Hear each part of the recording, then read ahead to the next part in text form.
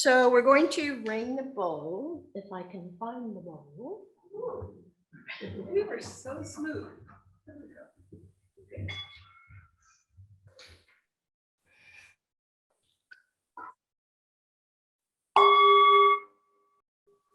As I ring this bowl, relax into the common time and space, realizing that we need to be together. We yearn for connection, the familiar faces of friends, and the sound of shared voices.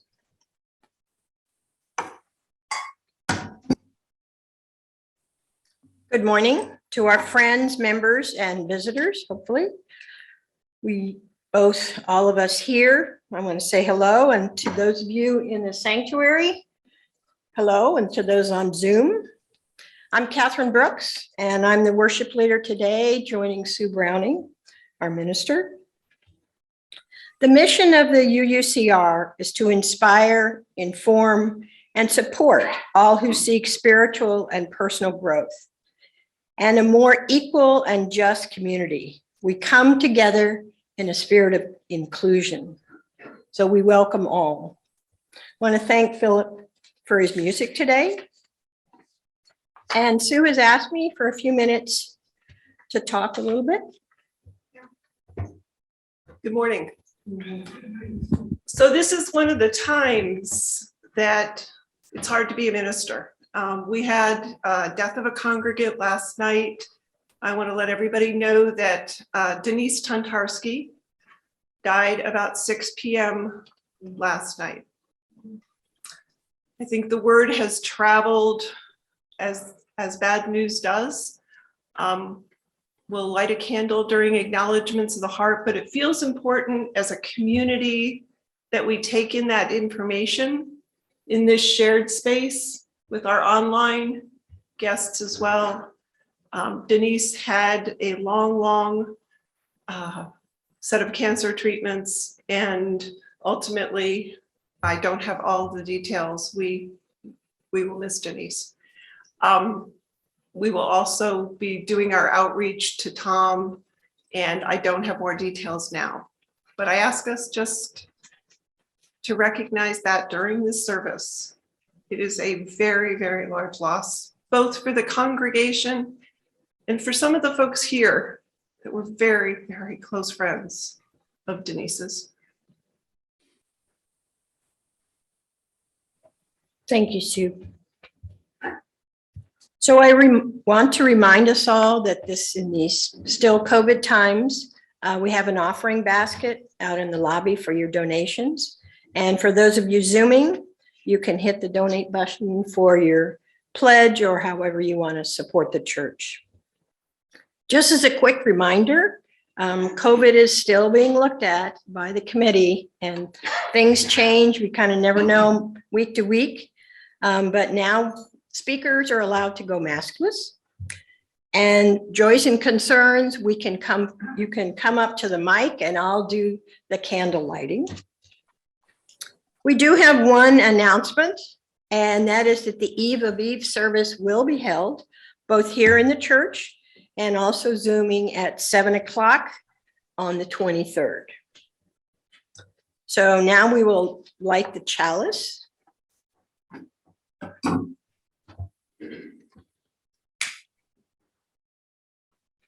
Get to the right page.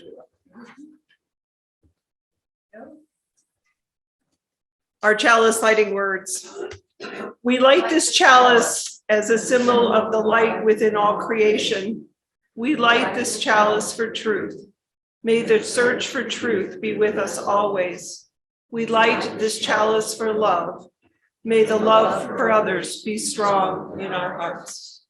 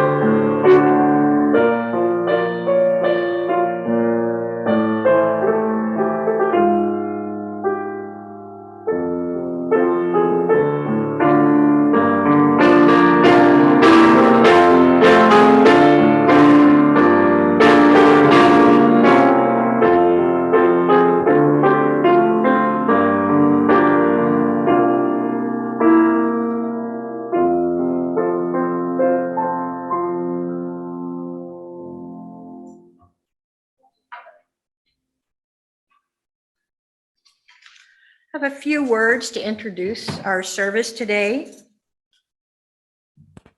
I had to look up winter solstice and find out a little bit of what it was.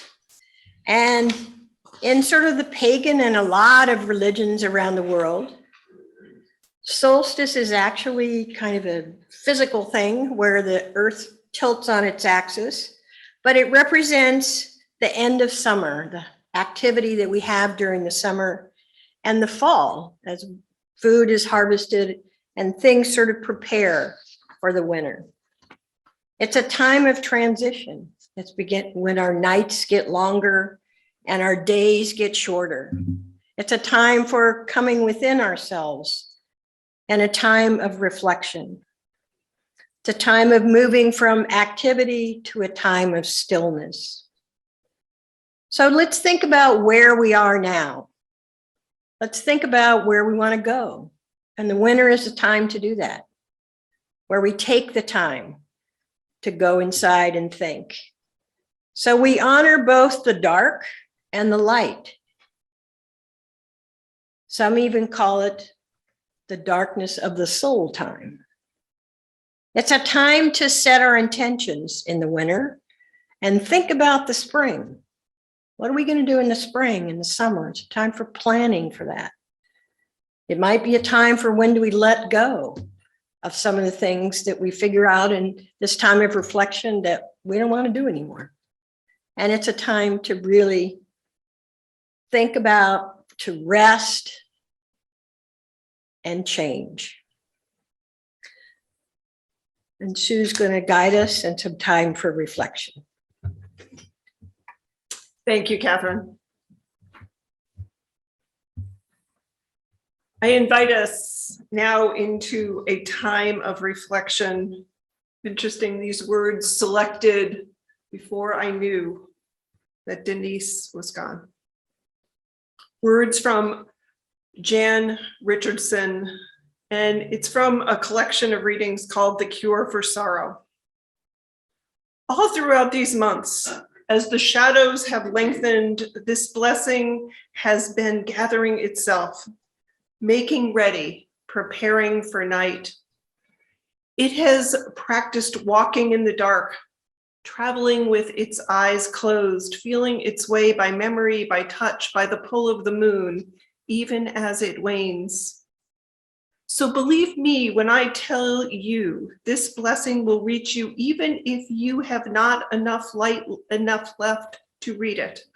It will find you, even though you cannot see it coming. You will know the moment of its arriving by your release of the breath that you have held so long, a loosening of the clenching in your hands, of the clutch around your heart, a thinning of the darkness that had drawn itself around you. This blessing does not mean to take the night away, but it knows its hidden roads, knows its resting spots along the path, knows what it means to travel in the company of a friend. So when this blessing comes, take its hand, get up, set out on the road you cannot see. This is the night when you can trust that any direction you will go, you will be walking toward the dawn. Words from Jan Richardson. Spirit of life and love, we hold all of life. We hold all of its blessings. We sing that hymn for all that is our life, and we are invited not to rush by any one moment, but to hold them all, moment by moment, in love. Amen. Catherine will lead us in our acknowledgements of the heart. This is a time to share what is in our hearts. We get input on these through email, we get them through cards in the lobby, and Zoomers, you can put your requests in the chat. So I want to remind you that you're allowed now to come up to the podium. We ask that you keep your mask on till you come up here, and then I will light the candles. So we're going to start with, as we usually do, candle for the COVID victims and their families and the frontline workers, as well as those in the congregation facing illness, recover from surgeries and accidents, and sometimes even loss. Nancy, you want to lead us in a candle?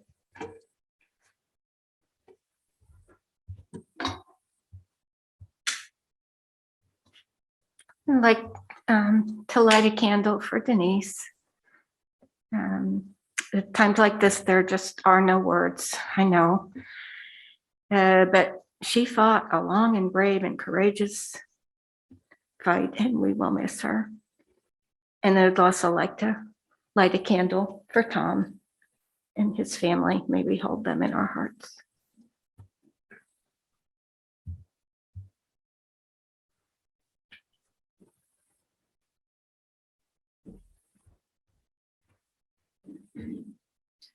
I'd like to light a candle for my sister-in-law, Kathy Riding. She came through her brain surgery successfully on Tuesday.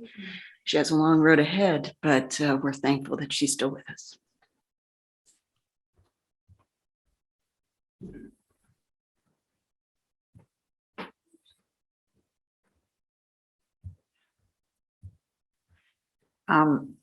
In this time of such devastating loss and concern for Tom and his family, I want to light a light that shines in this congregation in their generosity for the families of the Department of Social Services and their adoptive family, the gifts and the funds that everyone has so generously given shines a bright light in this congregation, and I want to thank you all. For those joys and concerns shared and those held in our hearts, let's observe a few moments of silence.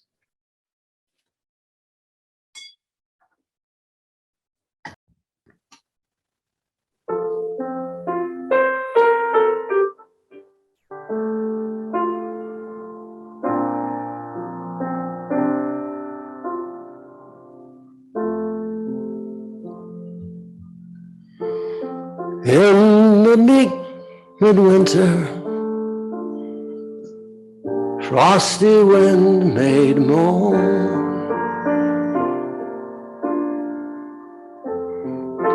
Earth stood hard as iron, water like a stone. Snow had fallen, snow on snow, snow on snow. In the bleak midwinter, long ago.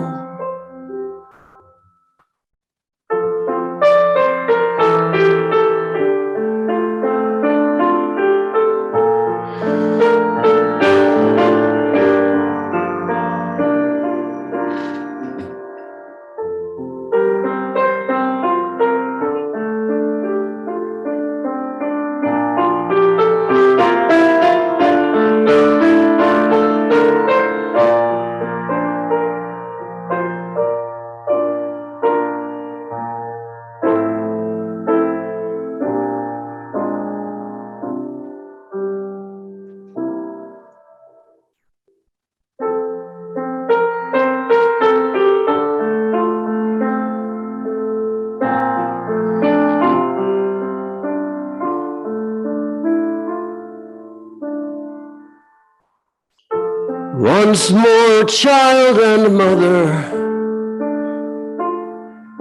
weave their magic spell, touching hearts with wonder, words can never tell. In the bleak bleak midwinter in this world of pain, where our hearts are open, love is born again. In this bleak midwinter, in this world of pain,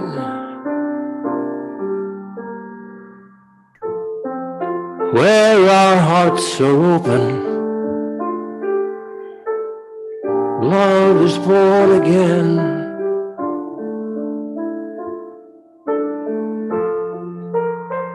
When our hearts are open, love is born again.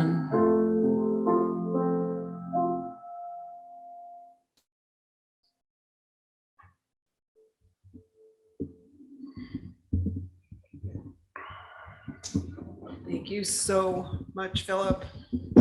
Thank everybody for dealing with these protocols that are such a pain in the neck.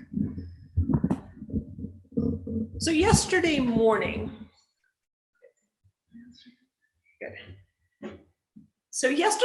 I woke up really early. I will tell you, I am not a morning person. This is not my norm. But I thought this is a great chance to be up for the sunrise. So I made my coffee and my husband was out of town. I flipped on our Christmas tree lights as you picture them. Picture they are white lights on a tree, and I settled in to write as the sun rose. I was anticipating a morning sky that would be filled with color. It's way more the norm that I've had. It's much more what I expect when I'm up early. But yesterday, this was just not the case. Instead, the morning was gray. The dark sky just slowly changed from dark gray. It never quite gets black with all the street lights, to sort of a lighter and lighter hue of gray. There were no smaller clouds. It was just a sky obscured in the thickness of gray. As I sat with my coffee, it got lighter and lighter, and I could tell, yeah, the sun had risen, but I knew how this was going to play out. I was not going to get my colorful streaked morning. And to be honest, I was a bit disappointed, at least for a moment. But then I noticed our tree with these white lights against the gray morning sky stayed prominent for well longer than they would have had we had a bright sunrise. The gray offered special context for the morning. There was beauty. It was a different beauty, but there was beauty in this gray December morning. It was a stillness. It was a blanket. It was a little bit damp out, and it was a needed gentleness for this day. I think as we get close to winter solstice, we are invited into the morning, the meaning of the longest night of the year. We're invited in to consider what is the meaning of darkness, as well as our yearning for light. As Catherine commented, solstice is actually a completely specific moment. It actually is all tied to the southern hemisphere and the Tropic of Capricorn. I had to look this up, which sort of runs around Chile, Brazil, Mozambique, and Australia. So it's fairly far south of the equator. There's a moment when the sun is exactly over the Tropic of Capricorn. And that's when those of us in the northern hemisphere have a very angled look at the sun. This year it will happen, if anybody's keeping track, at 10:59 a.m. Eastern Standard Time on Tuesday, December 21st. When they used to show me those globes in school and they would say, look, it's an angle here and it's rotating this way, and they'd have dark and light, and I never could quite do the spatial gymnastics to picture the solstice. I did my best to do, I went with my kids, and you're trying to figure out how those styrofoam balls work, and anybody ever set up those things and you've got wires going. I've got that. I have Google images to help me, diagrams to help me, and it still challenges me to quite picture it. But without any of those tools, the most ancient of peoples we know about had figured out the solstice. We're never going to know who first figured out, hey, there's a shortest day, a longest day, but it was something in their bones they were figuring out. And we do know that as far back, we believe Stonehenge, that they started building that about 5,000 years ago. And amazingly, which I think is an amazing communication thing, they think Stonehenge took 1,500 years to build. All of it lined up. Imagine if you hadn't gotten the engineering right. It'd be a very disappointing moment. So you've got this scientific and technical accomplishment, but we are pretty darn sure that it was done to acknowledge a spiritual moment. Can we ever keep science and spirituality separate? Even if we can, do we want to? At almost every level of the natural world, from the tallest mountains to pools of tadpoles to the birth of a new kitten, we can describe that event scientifically. There are atoms and electrons and smaller particles. There is the biology that creates new life. There is a breadth of all the theoretical physics that helps us picture galaxies and galaxies. There's theories of relativity, theories of strings, and all sorts of different things. Maybe we can't explain it all now, but almost all these physical aspects of our life have a scientific basis. But I ask us to take those same mountains, those tadpoles, those kittens and galaxies, and take them in emotionally. These same scientifically explained things, they evoke in us some experience of amazement, of awe and beauty, feelings of wonder that come through this nature. And even the neurobiologists, they may be able to map in our brains what gets triggered when we see beauty and whether this sunrise did something more or less than something else, but they cannot capture my experience of a gray morning with coffee and emerging light, with each of us touched differently by both darkness and light. The lines between science and spirituality blur. We know that Galileo, back in the 1600s, he was just in a perpetual jam with all of the religious authorities. He just could not get it right. And one of his attempts to reconcile that is he piggybacked on some of the narratives that were going around at the time. And he said, maybe there were really two books that God wrote. He wrote nature and he wrote scripture. And he suggested that both books express eternal truths and are compatible because they have the same author. God is saying the same thing in different ways. He didn't want to completely diss scripture, but he wasn't going to let go of research and nature and science. We've wondered sometimes about Einstein, probably one of the most brilliant scientists that was sort of in our times. How did he reconcile them all? We always hear him deny that he was an atheist, and yet he could picture that you could explain so much. There's an author who wrote how Einstein reconciled religion to science, a guy named Brian Gallagher, and he says this, he took some quotes from a 1930s interview of Einstein. Einstein says this, "I'm not an atheist. I do not know if I can define myself as a pantheist." And a pantheist is somebody who sees nature and God, the universe and God, as effectively one. He wasn't even sure if he could quite go there. There might be something else there. And he says this, "We see the universe marvelously arranged, obeying certain laws, and we understand the laws only dimly. Our limited minds cannot grasp the mysterious force that sways the constellations. I am fascinated," he said, "by Spinoza's pantheism. I admire even more his contributions to modern thought. Spinoza is the greatest of modern philosophers because he is the first philosopher who deals with the soul and the body as one, not two separate things." He goes on about pantheism. So it reminds me, some of our Unitarian Universalist heritage encourages us to look at all sorts of sources of inspiration. So this pantheism, sometimes when you think of it, it's saying that God is in nature and nature is God. The universe is what we talk about when we think about the holy. It's one way to think about that, and it makes religious folks sometimes very nervous to think there's not something beyond what we can see. It reminds us, though, how deeply connected nature and spirit are. Nature offers us a path into our spiritual hearts.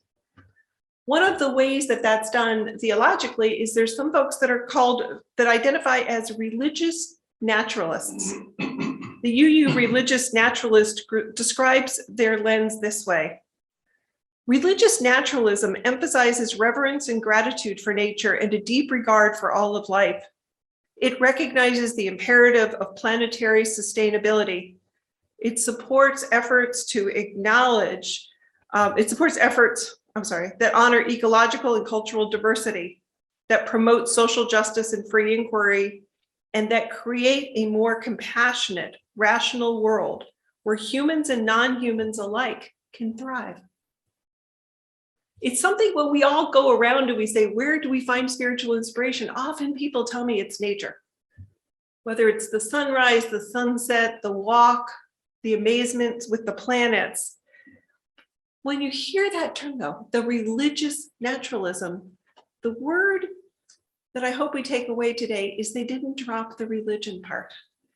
It's not a God-centered or God-oriented version of being religious, but it recognizes that nature can spur the deepest spiritual connections in us, something we can't describe through hard science.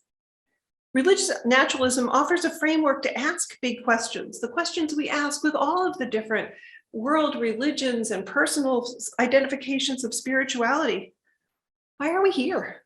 What are our obligations to one another, to all creatures, to the planet? Religious naturalism can invite us into that question, what is love and what pulls me to be good? And it's a place where folks often turn to nature in that quest. And we know during solstice that spirit and nature are so close. Catherine mentioned there are many traditions that hold solstice celebrations. The Romans go back, they worshiped the god of sun, and they had big festivals with lots of dancing. And pre-Christians, there were fires. There were always a lot of fires because it was so dark, and the Yule festivals. In Asia, where I'm less familiar with the traditions, in China, Japan, Korea, there is Dongji, which is a festival which goes back to the identification of yin and yang, the balance and harmony we get at this place of transition. These holidays, we're cheering on light, but do they also hold the dark in that equal balance? Leaning into religious naturalism, we can ask, what do we actually learn from nature about our need for the darkness, for the gray times? Plants would not survive. Looking at Diane here, make sure I'm correct here. If we had 100% sunlight, it wouldn't work out that way. They need the rest of the night. Fields need a break from the winter. By the winter, they can't be planted and harvested continually. Creatures sleep, often in the dark, needing that rest. It's not something to push behind, but something to live through. The seasons provide these cyclical rhythms. In our lives, sometimes there's joy, and at other times there's struggle. There's sadness, and there's healing. Might we welcome in the darkness and not be wishing it away, but learning in all of those moments. In the sense of stillness offered to me on yesterday morning, that gray morning, I considered a recent writing by Reverend Kristen Harper on the theology of darkness. And for folks that get the magazine, you can look at these, you can read the more complete article. It is also online. This is our UU World magazine. She's an African-American minister who has been doing a lot of work on how we embrace darkness. She considers the price of worshiping only light and reflects this, and I quote her here: "To begin the dismantling of our racist language, we need to first have a new theology of darkness, a new way to relate to the darkness, blackness, and brownness that surrounds us, and to the people whose skin is often reflected in our disempowering language. Poetry can help us cultivate a different relationship with and to blackness and darkness. In the darkness exists a time for rest, a time for regeneration and healing, a time of safety and nourishment, and a time of letting go to relax in God's embrace." Her words: "Darkness exists for a time of regeneration and healing, a time of safety and nourishment." We hear this as an invitation to pause, a chance to embrace all of life and not to wish away any moments. What is that meaning of a gray morning? Where is the beauty in darkness before dawn? Very reverent time. As I close here, I offer her words, this poem. It's called "The Darkness Divine" by Reverend Kristen Harper. God resides in the depths of darkness as in the light of sunbeams. The moon shines brighter, surrounded by night, and life is secure in the black waters of the womb. As the night sky littered with stars demonstrates again and again, there is beauty in darkness and beauty in light, one no more brilliant than the other, one no more necessary than the other, one always complementing the other. Without the heated darkness of the universe splitting neurons and electrons and protons and atoms, life and light would never be. The task for us today is to recognize the holy in both, to see the divine in the rich brown earth, the textured black walnut, as well as the white snow and the pale pink jellyfish, to set the sacred in the panther and the swan, to embrace the dignity of the Black Madonna as it is embodied in the Virgin Mary. The task for us today is to look into the multifaceted colors of the onyx and see the miraculous spectrum of color produced in the prism of a diamond. As we take in all that is this holiday season, including sadness that this congregation is experiencing right now, let us look closely. Let us pay attention to all of the hues. Hold it all parts of life. There are lessons to be had in our understanding of the deepest interconnections in the dark and the light. So this morning I awoke again. I saw the gray skies. I looked and thought it was going to be another repeat. But as I looked closer, it was a lightish gray with some darker gray clouds. There were silhouettes that were different than yesterday. And then as I left the house, I realized there was sort of a horizon of a peach colored rising, but it wasn't to the east and it wasn't to the west. What I was noticing this morning was that to the north was just this little band of color. Things I may not have paid attention to if I hadn't noticed yesterday's thick clouds. The breaking places we see all around us. I offer this as a chance to listen, to watch, to honor both what is slow and what is a quieter rhythm of this season. May it be so. Blessed be.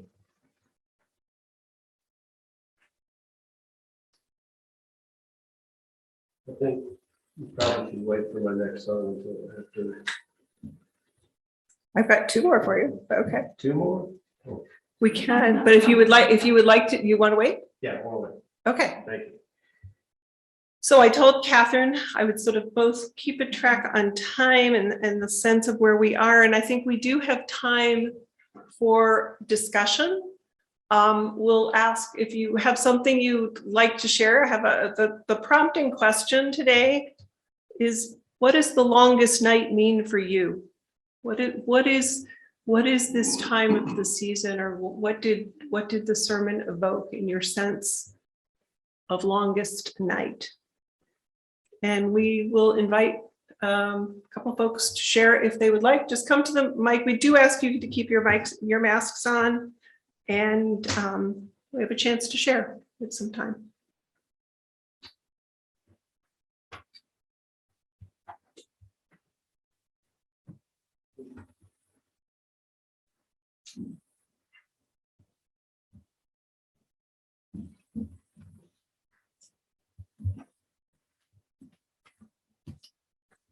To be honest, I never thought about it before. As I was preparing and I looked it up, it's like, I never thought about winter as a time when we sort of come in, we bundle up and we stay inside, and to take advantage of that time and think of it as a time preparing really for spring. There's a lot of preparing for gardening. That's a really big deal for me. You know, what do I want to plant? And I never really thought about winter as a time when we actually can do that, because we've slowed down the pace of our lives. We're not doing all those outside activities. We're just staying inside.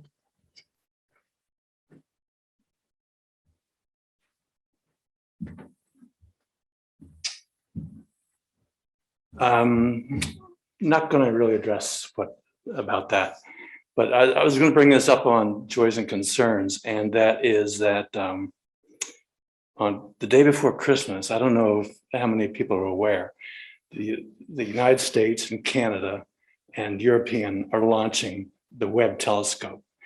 This was 20 years in development, $100 billion. This thing is 6 times greater than the Hubble telescope. And speaking of what you were talking about, it's going to go back and look at what this universe was 40 billion years ago. It is absolutely incredible. And no one probably even thinks about it. It doesn't make on the front page. And we talk about $1 billion for a wall, and this is just incredible what mankind has been able to do. And I say mankind, a lot of these projects are headed by women, by the way. And I don't know, it's just, I just think it's incredible what science can do. So keep your fingers crossed, because this is not like the Hubble where we can go and repair it. This satellite is going to position itself 1 million miles from Earth, not like the Hubble that's only like 350 miles above the Earth. So we have one shot at getting this right. And to be able, I don't know if any of you, I've always been fascinated by the pictures that come from the Hubble of these quasars and everything else. And this Webb telescope is going to take us a magnitude beyond that. So it's the day before Christmas at 10 in the morning, being launched from French Guiana, and keep your fingers crossed. Thanks.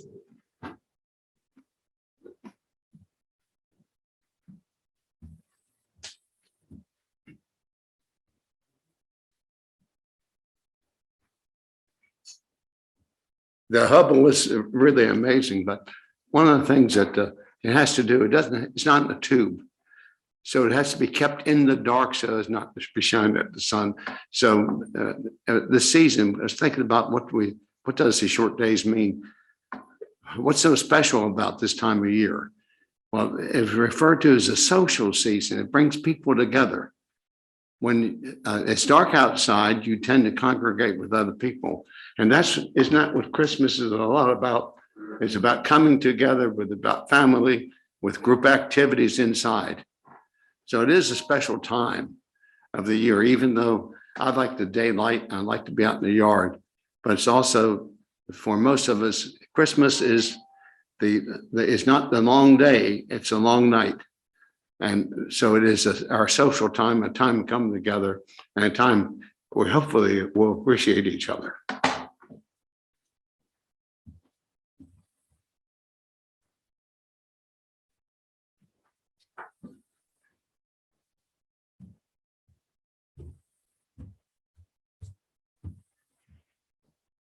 I think it was Rumi who said, someone once gave me a box of darkness, and I later learned that it was filled with light. And I'm just thinking of what Sue mentioned this morning, that even in the darkest of times, whether you see that little bit of peach sky, there's usually a twinkle of something somewhere. And I guess just to really grab it and hold on to it, because it will open up into lightness.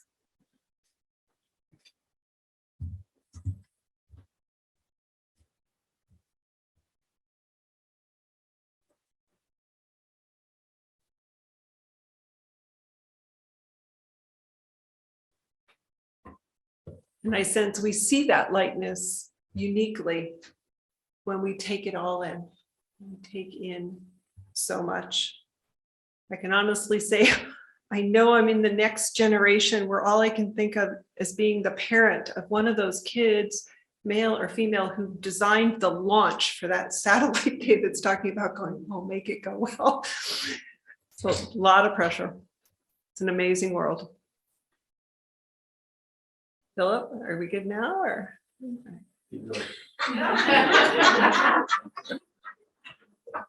I guess we'll do closing words, extinguish the chalice.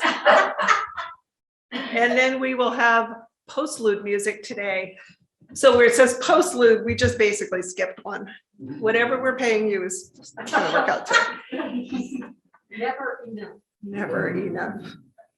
I offer these closing words, and then we will extinguish our chalice. And we have our extinguishing chalice lighting words, which we can probably be ready to hold up in just a moment. These are words adapted from Reverend Andrew Pakula. May you know deeply, may you know fully and deeply the blessings of each year's heart, of each of your heart's seasons. The inward turning of winter, springtime's lush renewal, the effortless steady growth of summer, and autumn's rich harvest. May your passage from season to season be blessed, eased by hands to hold, and by love to guide you on. We extinguish our chalice through the warmth of community or the fire of commitment. These we carry in our hearts until we meet again.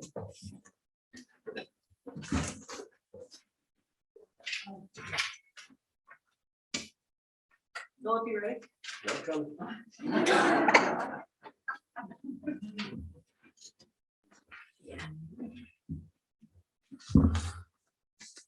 Okay.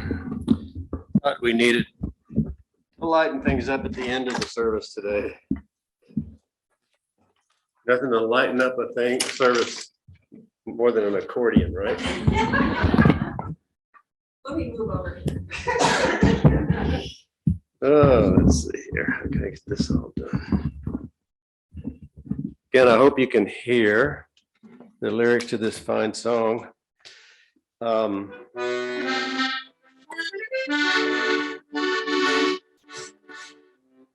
One thing about an accordion is it's hard to figure out where your fingers are on this side. Okay. Sounds okay, right? Okay. Now, this is probably the only church in Chestertown I could get away with this. The jury's still out, right? Oh, Santa Claus is pagan too, just like all the rest. And if you are a merry witch, he'll bring you all the best. So get that star up on the roof and bake those cookies too, 'cause Christmas time is really Yule, and Santa's pagan too. He's got that Buddha belly And his pop's the Holly King. You dressed him in a British coat, the cap's a Nordic thing. You took the horns right off his head and stuck them on his deer. He flies like Jupiter, his belly full of beer. Hey, Santa Claus is pagan too, just like all the rest. And if you are a merry witch, he'll bring you all the best. So get that star up on the roof and bake those cookies too, 'cause Christmas time is really Yule and Santa's pagan too.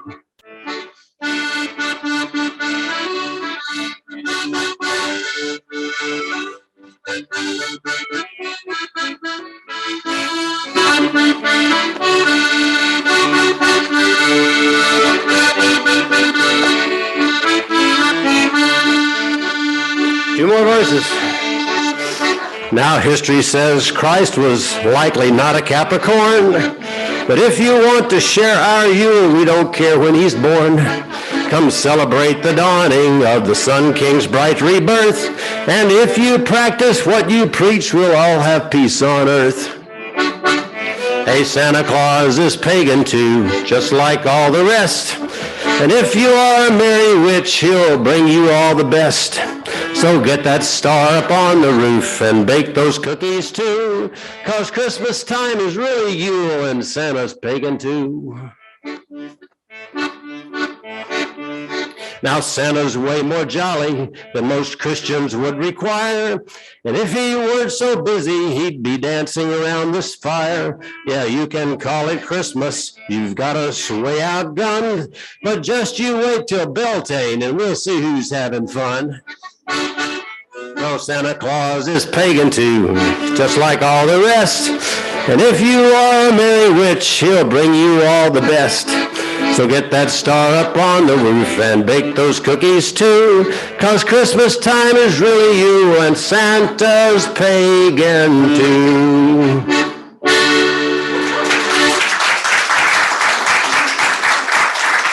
Aren't you glad we waited? Yeah.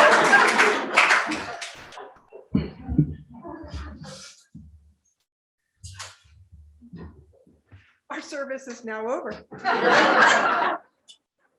Seriously. We hope to see folks. We should have enough room for folks on Eve of Eve, and please come. We won't have our cookie reception, but there may be little bags of cookies you can take with you at the end. So have a good partial week, and we will see folks on Thursday night. Blessings. And as I learn more, as we sort of return to how we started the service, between Nancy Holland and myself, we will make sure the congregation stays up to, has the information about any services or anything for Denise. So blessings all. Thank you, Philip. Thank you, Catherine. Have a great week. And thank you, Jim, tech